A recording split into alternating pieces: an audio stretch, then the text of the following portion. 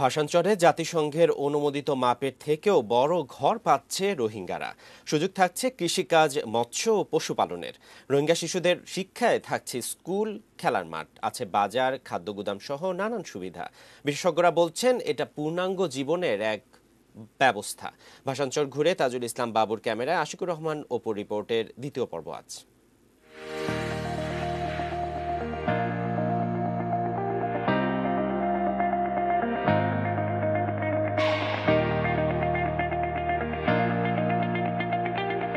রোহিঙ্গাদের জন্য যে ভবনগুলো তৈরি হয়েছে তাতে একটি ভবনে 16টি করে পরিবার থাকতে পারবে।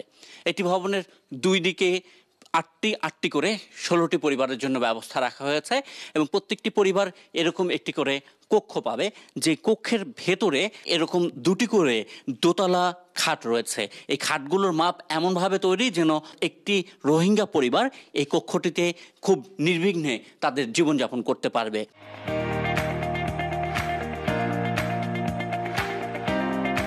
প্রতিটা ঘরের যে আয়তন আমরা করেছি 3.9 square metre, that is 12 feet by 14 feet হয়। এটা আমরা ইউএন স্ট্যান্ডার্ড হলে 3.4 স্কোয়ার মিটার। এটা অনেক বড় এবং ফ্যামিলি মেম্বার যদি 4 জনের বেশি থাকে তার পাশের রুমে তারা অবস্থান করবে। জীবন ধারণের পাশাপাশি জীবিকা নির্বাহের জন্য নানান সুযোগ পাবেন রোহিঙ্গারা। বাংলাদেশ নৌবাহিনীর তত্ত্বাবধানে ভাসানচরের আশ্রয়ন প্রকল্প তৈরির সময়ে ধান চাষে সাফল্য এসেছে। তৈরি হয়েছে হাঁস, মুরগি, কবুতরের খামার, ভেড়া ও গরু পালনেও এসেছে দুর্দান্ত সাফল্য। চর জুড়েই আছে মহিষের বিচরণ ভূমি।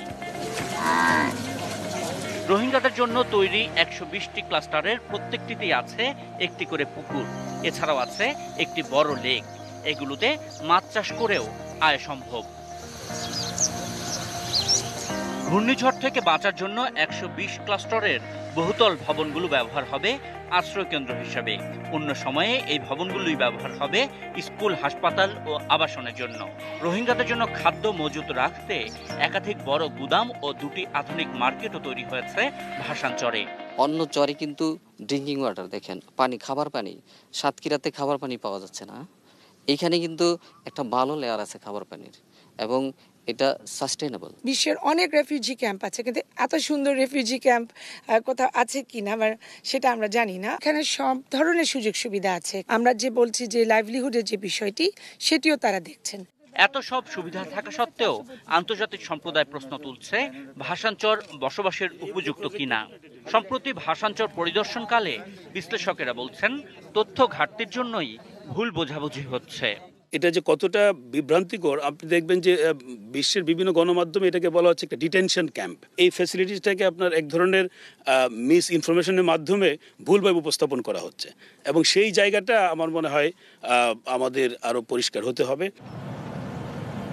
Ashikur Rahman Apu, ATN news, Bhasan Char, Noakhali.